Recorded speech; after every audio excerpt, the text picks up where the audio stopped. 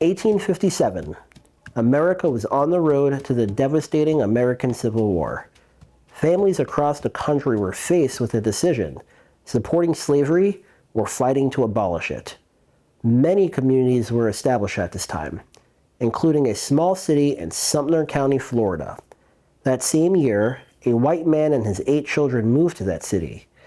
History book tells us his name is Evander Lee, and the city of Leesburg is named after him. Evander and his family were free to establish the community. Meanwhile, another family arriving from Virginia also settled in Leesburg. John Butler and McKay Dabney. They had 10 children and became the first black family to settle in Leesburg the same year Evander arrived. The Dabney family built a community of their own, making history in the city of Leesburg. Today, many members of the black community walk in their footsteps, while preserving a legacy that was built on the fight of freedom. Leesburg is one of the oldest cities here in Lake County, and it's infused with so many interesting stories. One of them being about how the black community settled in this lakefront city. And the stories and some of the just amazing artifacts that help black Americans get settled in Leesburg all exist in this curated, really fascinating museum, the African American Museum of Leesburg. And it's the only African American museum in Lake County. And today we are going to speak with Pastor John H. Christian about the history of the museum and the history of the black community here in Leesburg. And it looks like we just arrived, so let's go check it out. All right, we're here in the Leesburg African American Museum, and this chair here is Mr. John N. W. Johnson, the principal of Lake County Training School from 1925 to 1941. This here talks about how the city of Leesburg, the black community, because Coach H.O. Dabney's house was torn down through some code enforcement. The community was so disenchanted by it, they then made an effort to continue to save buildings here in Leesburg. So this particular picture is the James Durden Law Office, which sits on Mike Street, which is now owned and operated by the Community Development Corporation, and we saved it from demolition and disrepair. So this is kind of something that the community felt necessary to make sure we preserve the history of African Americans. Pastor John, thank you so much for sitting with us and discussing just the enormity and impactful legacy of this part of the Leesburg community. I think we should begin with Evander Lee, who founded Leesburg, or I shouldn't say that. He was one of the first families to settle in Leesburg, and the city is named after him. So with that, what was Evander Lee's relationship with the black community? I don't know much history about his relationship with black Americans. It's ironic that he arrived at the same time the Dabney family, and the city gets named after him, and very little for the Dabney family's name. So you can just imagine that one family gets the whole city named after them, and another family is almost not existing in the history books at that time. So, I would imagine it was probably the same. You stay on your side of the town, I stay on my side of the town, and we both try to survive. Because it wasn't so great for white Americans either, because they still had to struggle. They still had to maintain. Of course, they had the benefit of not being discriminated against, but it was still a kind of a rural area where they had to, make things happen. The first black family arrived here in Leesburg. What year, and who were they, and what is their story? Well, it was around 1857. The Dabney family was attributed to being one of the first black African American families here in Leesburg.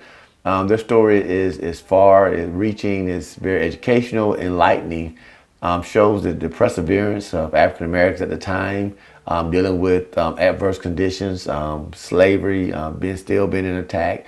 So, it was one of those families that allowed us as Leesburg to become who we are today.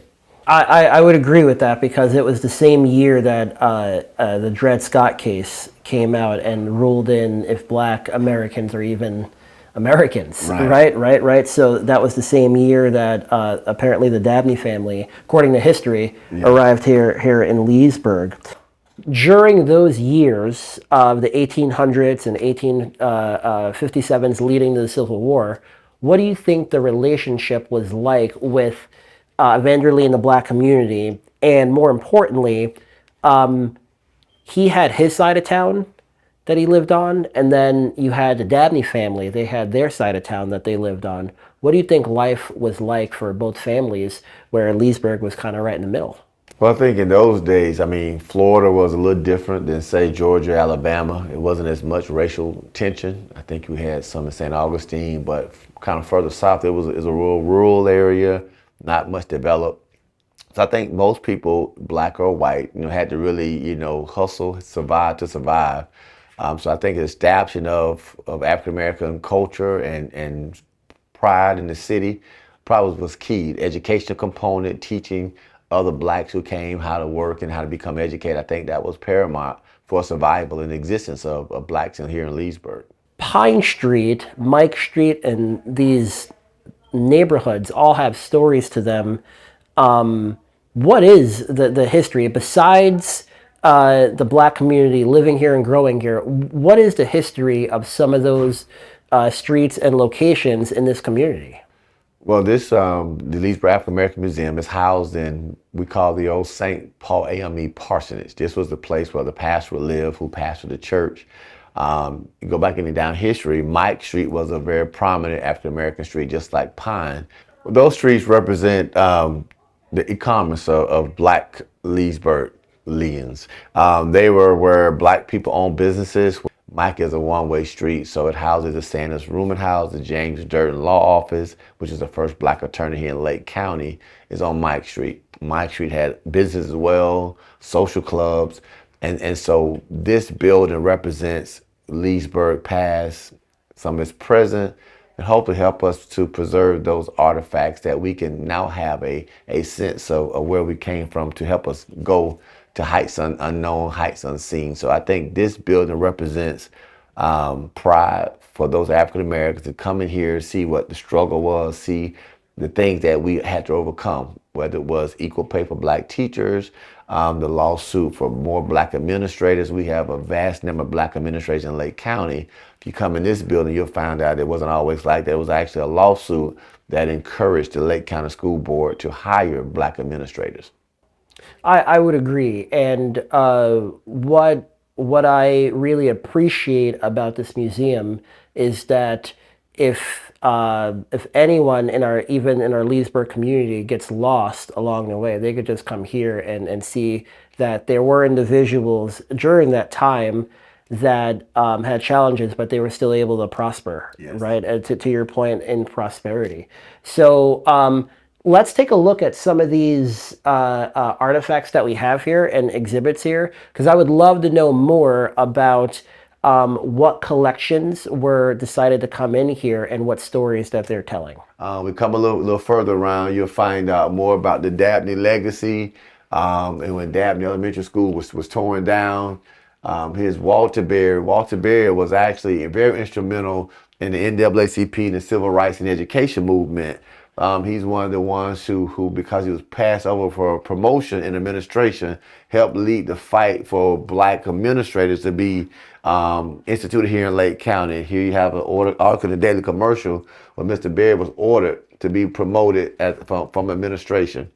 So even during this juncture of history, Yes. Leesburg was almost paving the way for equality. Paving the way, and you'll find in this wall, this is the resolution for Walter J. Berry, and you have other educators from Betty Conant Stevens, she's still here, Gwen Manning from Eustis, Margaret Cason Ward, Douglas Hill, Joyce McIntyre, Phyllis Sullivan, and Charlie Strong were black educators who filed a lawsuit with the school board for more black administrators here in Lake County. And this is the resolution that was passed, fought for by NAACP. And we say, in order to make things happen, sometimes you got to put your career on the line to make things happen. So this depicts what happened here in Lake County for equality. I love it. Really inspiring. Yeah, let's check out. Yeah, let's go in here. So this is kind of about Jim Crow era. This talks about when Thurgood Marshall came to Lake County and against Willis McCall, was the infamous sheriff that many people talked about how he really was terrorizing black Americans here in Lake County. And this is the story of the Groveland Four, where those four boys were depicted as rapists of a white lady. Thank God they was exonerated a few years ago. So they actually did prison time with torture here in Lake County in the jail because of Willis McCall, his tactics and his deputies. Thurgood Marshall came to Lake County, Supreme Court Justice actually came to Lake County as a lawyer to try to fight that case. Historians say from the black community, he actually had to be ushered out in the trunk of a car to save his life from a mob that was trying to destroy his life. So these are images of the Ku Klux Klan, some of their books. What year did he come to Lake County? I don't remember, I recall exactly what year, but it was during the Groveland 4 trial, the first trial they had here in Lake County. So this talks about the Klan, talks about some of the other historical facts here in Lake County. I actually have the book of the Groveland 4. So we want people to read about the history here in Lake County. This is not a national, this actually happened here in Lake County. You go on this wall, this is David Conley, who becomes the first black mayor of Leesburg. Someone I came behind, he paved the way for other black politicians here in Leesburg and Lake County because he was a man that had to go against, one against four in most cases. He's only African American on the city council. So he actually paved the way for a lot of local politics here in Lake County. Another story of preserving the black history here in Leesburg. This is Mayor Conley standing in front of the old black library when there was segregation. This is the library where blacks had to go. Also housed the Negro Chamber of Commerce that was here in Leesburg. That sits on 212 Child Street here in Leesburg. So this is just more kind of some of the inventors, the black people that made contributions to America. So it's kind of a history lesson as well here in Leesburg. This is the Sanders family. The Sanders family owns the rooming house, which is right here on Mike Street, the two-story building. The spoken history talks about when the Sanders family owned property on Main Street that mysteriously burnt down.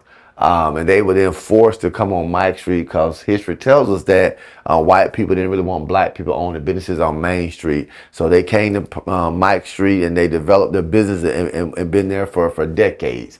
They're a very prominent family.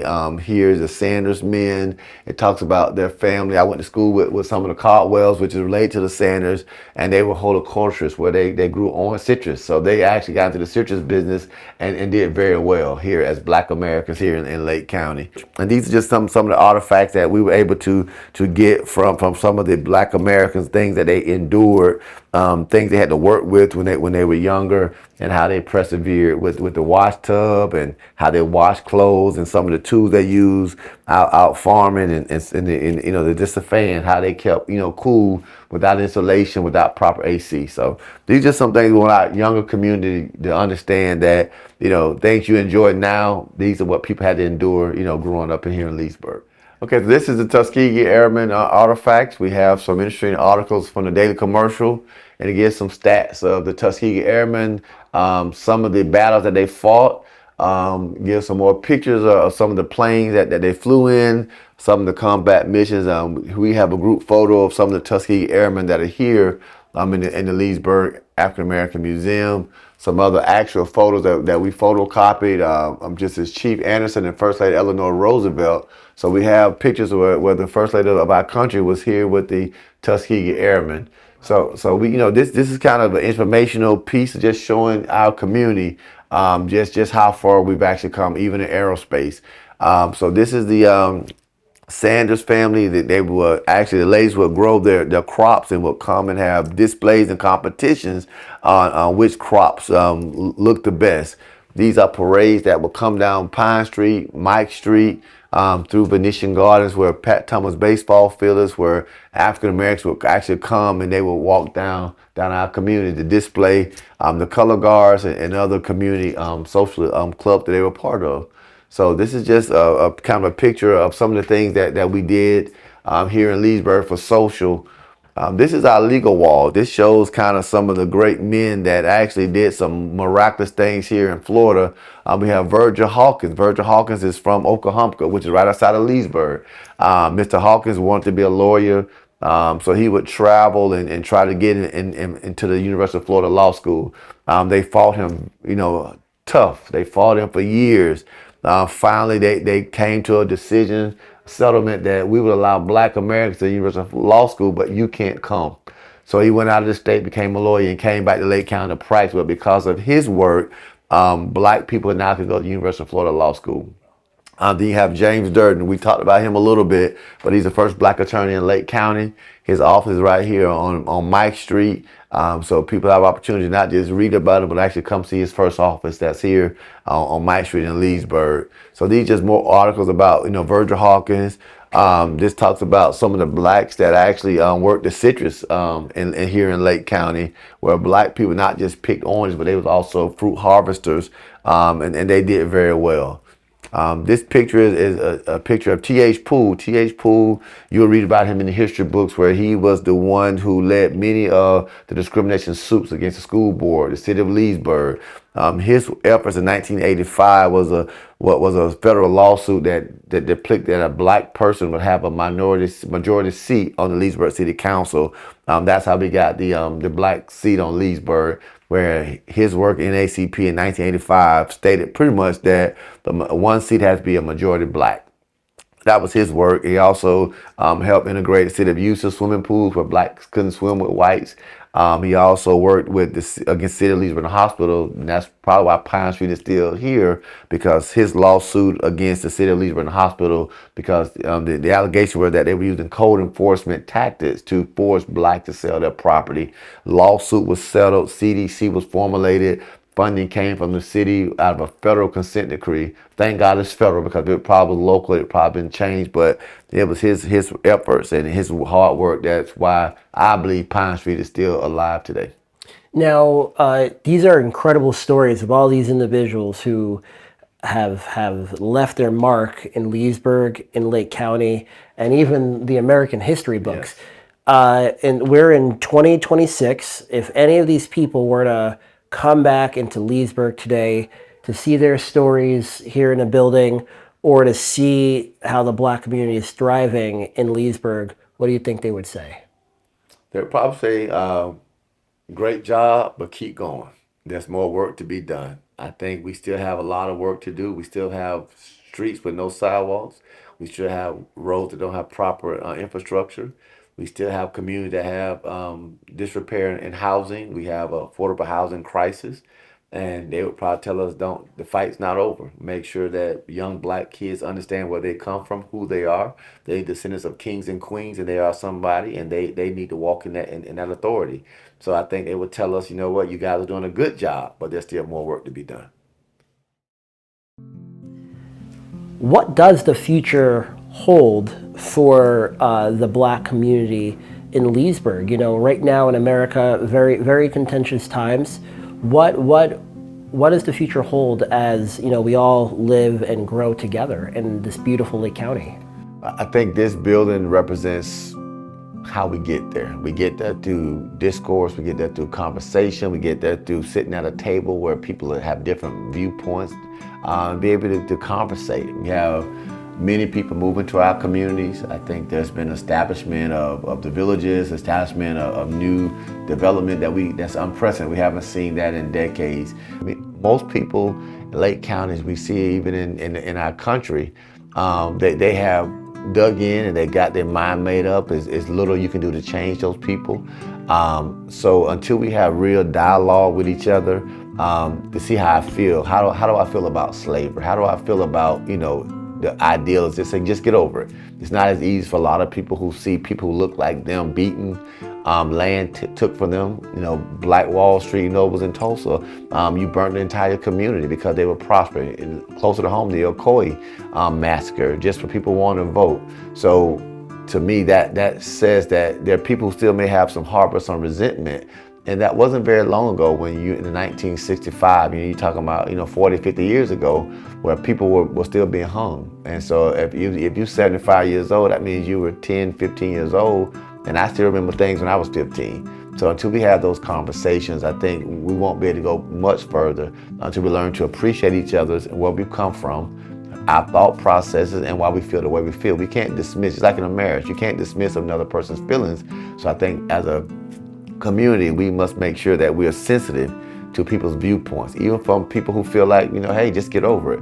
We need to understand why they feel that way. We see in our country now where we're taking down black artifacts, we're removing slavery. Well, you can remove pictures, but you don't remove the images in people's minds. So that conversation needs to be had at dinner tables, at community meetings, where people can really have clear dialogue. And each morning or each day that you get the opportunity to open up those doors for the public to come in, what feeling do you feel? Well, I feel a sense of pride. I think that this building was slated for demolition. This building was just looked like another eyesore in the city, in the community. The Community Development Corporation took the big risk to not just save it, but to renovate and provide an opportunity for people to come in. This could easily be in a rental property. This could be a monthly rental, but the CDC, part of the mission was preserving the history of our city and our community. So I think the CDC is true to its mission. So when we open those doors, it's an opportunity for a new brain, a new mind to be expanded, to see history, to see where people have come from. The Tuskegee Airmen exhibit. We've seen the movie Red Tails, but now you actually come and see actual people, some who migrate to Lake County, and it's in the display here in the museum.